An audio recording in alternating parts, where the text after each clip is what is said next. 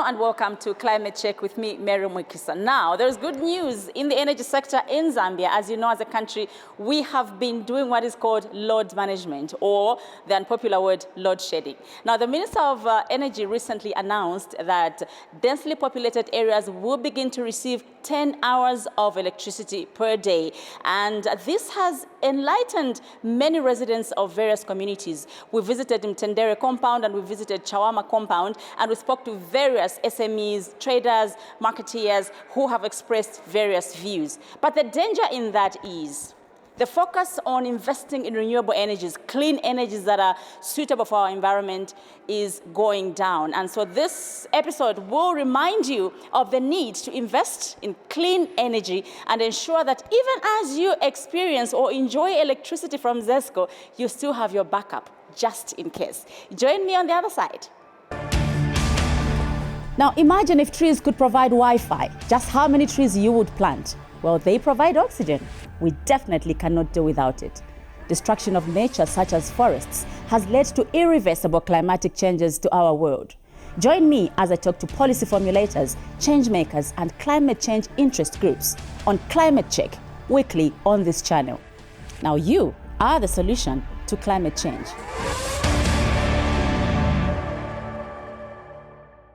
Under these very difficult circumstances, the government looked at the economical survival of our members of society whose livelihood depends on electricity availability. To this effect, Madam Speaker, highly dense township, the one we call, Madam Speaker, compounds. The implementation of this measure is in a phased approach, with increased numbers being added as power sources are secured.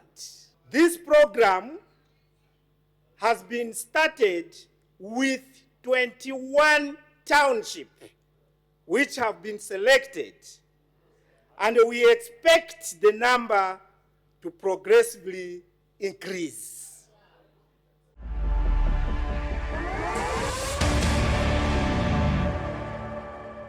So now I had an opportunity to interact with various people from different compounds in Lusaka, and these are some of their views, from welders, from metal fabricators, from those running restaurants, and many others. Let's hear what they had to say.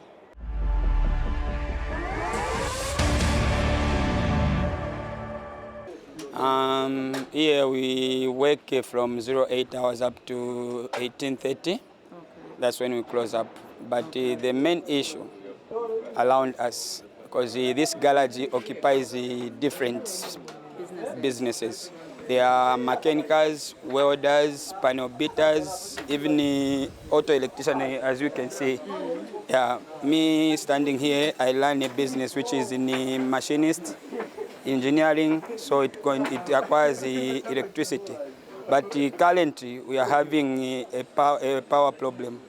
Yeah, because sometimes you can able to experience power maybe 3-4 hours in a day. The rest of the day, no power. Maybe for 2 or 3 days consecutive. Okay. Yeah, so that has effectively affected our business. Okay. Yeah, so our appeal is that at least the ZESCO management can at least work on those hours. Yeah, at least if you are able to have power from 8 hours, maybe up to somewhere 16 hours, are able to run smoothly our businesses, we are able to do things that we can sustain our lives. Because through this business, that's what we do. Is from where we used to get money to pay for rentals, for school fees, even some other expenses. Yes. Now the government has announced that starting this, at the end of this month, there will be 10 hours electricity in Chawama, Mtendere, and many other compounds. What do you think about that? Quietly, that's a good announcement, but we'll be happy. In fact, we'll be more happier if that 10 hours would be effective, according to what they have said. Because normally, we start work from 8 hours, maybe 17, 18 hours. But if you're able to learn maybe from 8 hours, then power comes 18 hours. We can't work, because nobody can work at night. Customers comes during the day. At the night, they also need to do other things. So that's really costing our businesses. Yeah, so if 10 hours will be there, then we expect the power to have at least from morning, maybe till 15, 16 during the day. So those normal working hours, if you're able to have power, that would be fine with us. Okay, somehow it's good, but like artist, it's a very big challenge because to record is something we have to repeat. You start, you repeat, you make a mistake. It's a big thing. So at the time you don't finish, the power is gone. You go again another day, money going, still going every day. And the money issue now is becoming an issue. So that's our main concern as an artist from Chawama. The past 2 days we've had power from morning until somewhere 18. It's going to improve our customer relationship with our clients. Yeah, because like I said earlier, our things will be cold, like beverages, our food will be stored in the fridge. Kumtendeka napo ya chirama maraiti maya hapa nambera munche maraiti 10 hours anikuru maningi. It's a good move, yes, whereby we'll be having power and our products will be moving because we sell drinks, we make scones. So as a result, we are down. As for now, if they will be coming 10 hours, at least we'll improve in the business. Even me, equally, I have a salon. Oh, for real? So, business is down because my less hours, so mukankala na less hours in business. Apo manje yonsa ya hours yonsa ya mbili, unkala mulibe business mulinkale chapi. Na especially bama bushari vita ya vintu, so tidanda ulako bakulise ko hours manini, but 10 hours it's better for now. As a resident I think that's a good move. Okay. 10 hours at least bantu zamunga kwa period ko sense malait.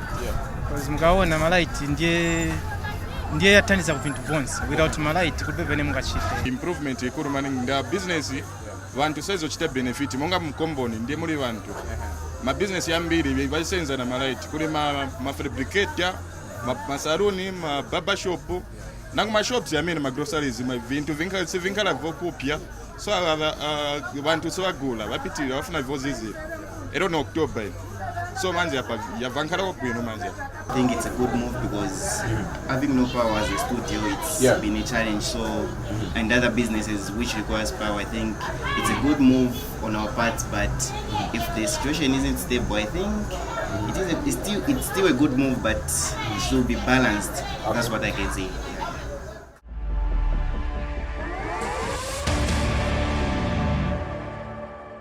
We also had an opportunity to catch up with energy experts who gave us their views on the importance of maintaining the pricing of the energy products, especially the solar products, on the right pricing, because government has zero-rated taxes on these products, but some traders are still not passing on that benefit to the consumers. And this is one of the reasons SMEs can't invest in renewable energy.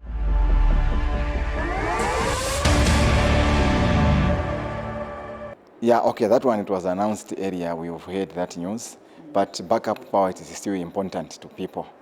Yeah, because we are reducing, especially ZESCO. So we have also reduced the prices to help people in the area. Yeah, it helps, especially the barber shop, the salons, even the butchers, they are getting help from the same, because those backup, when there's no ZESCO, they are able to use the solar products.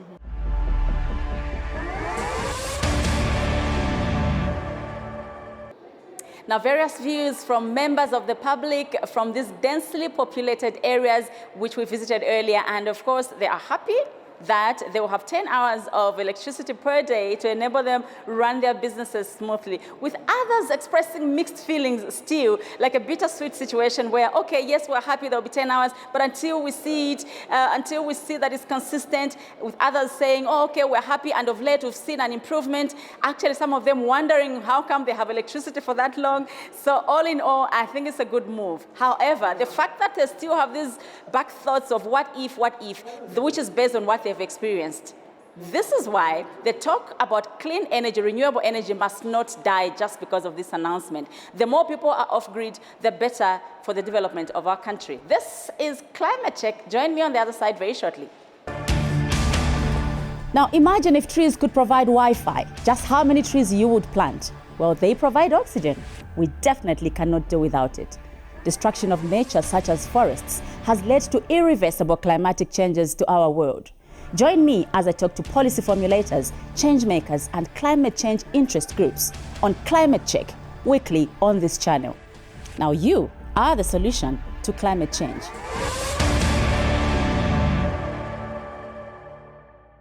Well, I think they're trying to look at the impact load shedding has brought to these areas. So people need to still find something to do. Yeah, it's a case of hand to mouth in these areas. So people have to still, operate their welding machines, barber shops, salons, and a lot more. So it's a very good thought that these can have power, unlike the situation where they totally have nothing that they can fall back on to make the ends meet.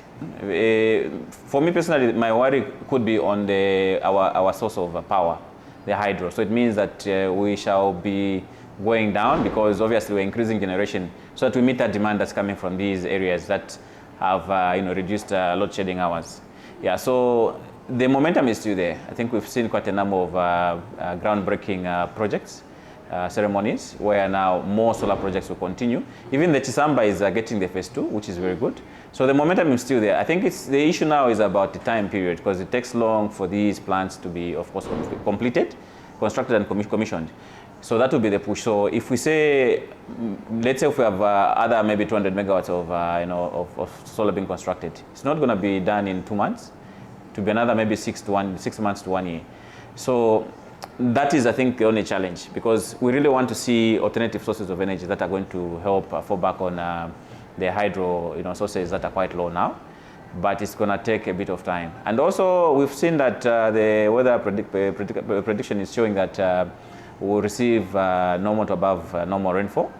But this also takes long. Yeah, so what we need is a breather on our hydro. We need to give them that space so that they can be given a chance to have water levels that are going to rise to what we need to see us through the whole period. Yeah, so I think just to answer your question, the momentum is still there. It has to continue. But I think the issue is that when a predicament where it's still very, very difficult for us to catch up in terms of having another source of energy that is going to give us enough energy to meet the demand that we have now.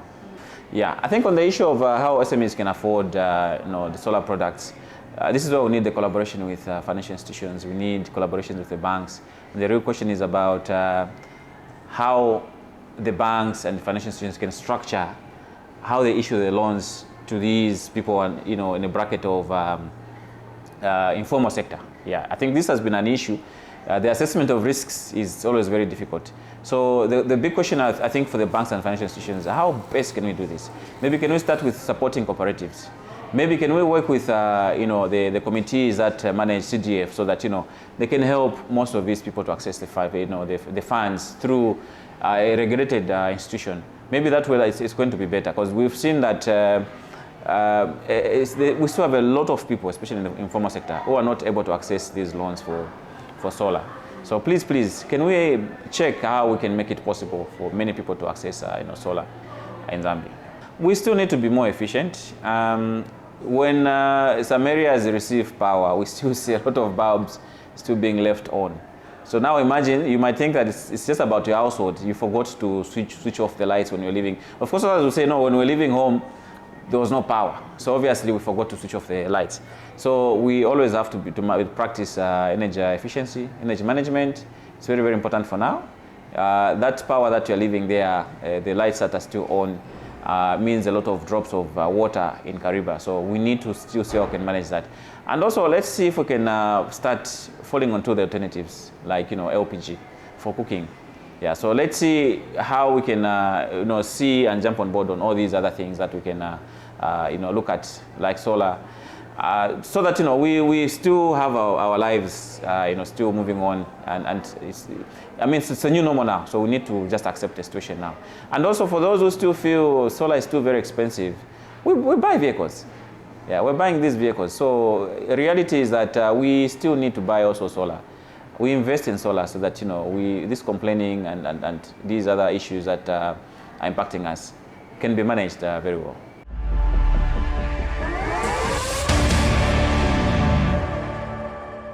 Zambia, our home, faces a storm we can't ignore.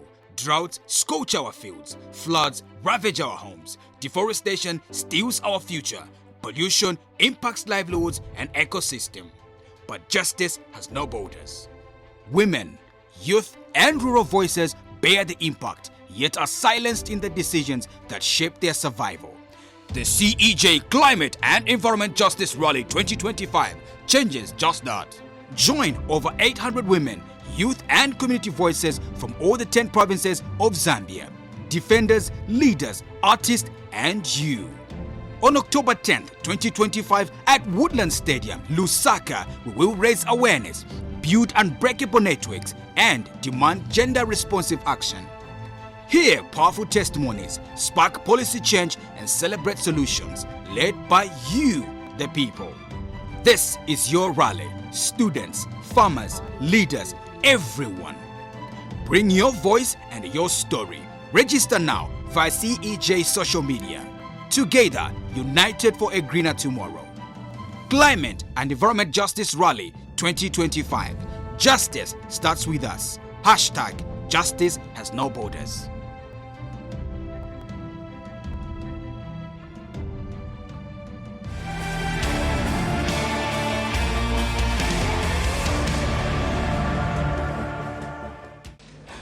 I propose to spend a total of 253.1 billion kwacha. Looking at the 2026 budget, economic affairs allocation has increased to 23.2% from last year's allocation of 22.3%. However, on the contrary, the other activity which relates to environmental protection, the allocation has reduced to 0.6% from 8%. So looking at the two, there's an abrogation in terms of how the direction both should take. Economic affairs has increased, but environmental protection has declined. Based on the fact that the sector activities affect the environment, which is basically the environmental protection, the virtue of the decline of the environmental protection allocation in the budget to 0.6% implies that a number of activities in terms of environmental protection won't be achieved. When you're looking at what will lead to economic affairs growth, one of them is the mining sector, where the production is projected to increase, and then we're also seeing new mines coming on board. And more so, we are seeing an influxage of the small mines and artisanal miners.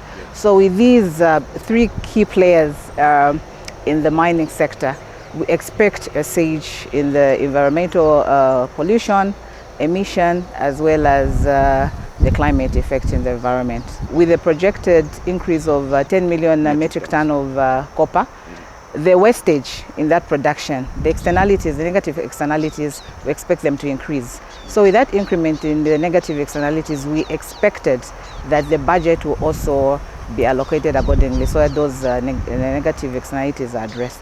If you look at environmental issues, they cut across nearly all the economic activities in the economy. So we're talking about tourism, agriculture, mining, just to mention a few. So I'll give you a very good example. If you're looking at the agriculture sector, and there's an aspect of water pollution, which ministry is also affected apart from the green economy ministry. The Ministry of Agriculture is also affected. So based on which ministry is also affected when environmental pollution takes place or emission takes place, vis-a-vis adaptation and resilience, the ministry can collaborate with these respective ministries so that the intended objectives under environmental protection are met. I propose to increase the allocation to the CDF to 6.2 million. When it comes to CDF, it's a good plus that it has been increased to 40 million per constituency from 36.1 last year, which is a good thing for growth. So that is indicative of economic activities that will be taking place in the respective constituency. But when it comes to the environmental protection, there will be need to deliberately look into it as these projects are being rolled out in the respective communities. If you look at the CDF components, the way they are done, there isn't a component of environmental protection. So there should be a deliberate policy or move as these projects are being rolled out in the constituencies, that the component of environmental protection under CDF is also taken care of. If you look at green financing, climate change, adaptation, mitigation, and resilience, it has just come on board in the recent decade. And there are a number of rollout activities that can be done. And one of them is carbon credit tax, or what you call exemptions in terms of carbon emission. Then we can also enforce incentives to financial institutions that are rolling out green financing towards environmental protection activities. Then the time that the country wanted to diversify in different sectors, the country came up with a deliberate model where we came up with these called economic zones, and there were deliberate incentives that were rolled out to this area.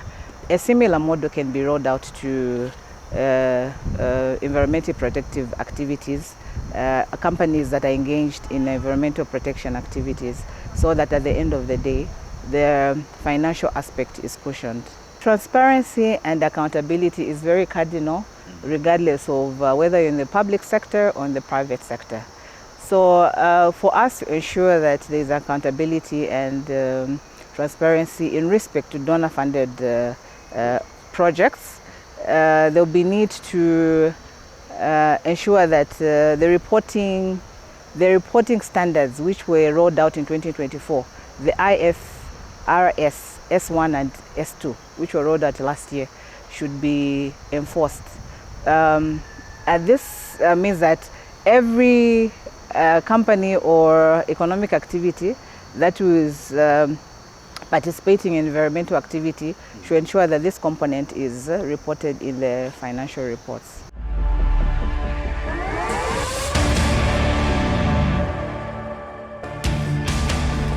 Now imagine if trees could provide Wi-Fi, just how many trees you would plant? Well, they provide oxygen.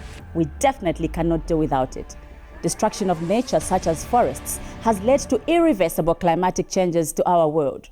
Join me as I talk to policy formulators, change makers, and climate change interest groups on Climate Check, weekly on this channel. Now you are the solution to climate change.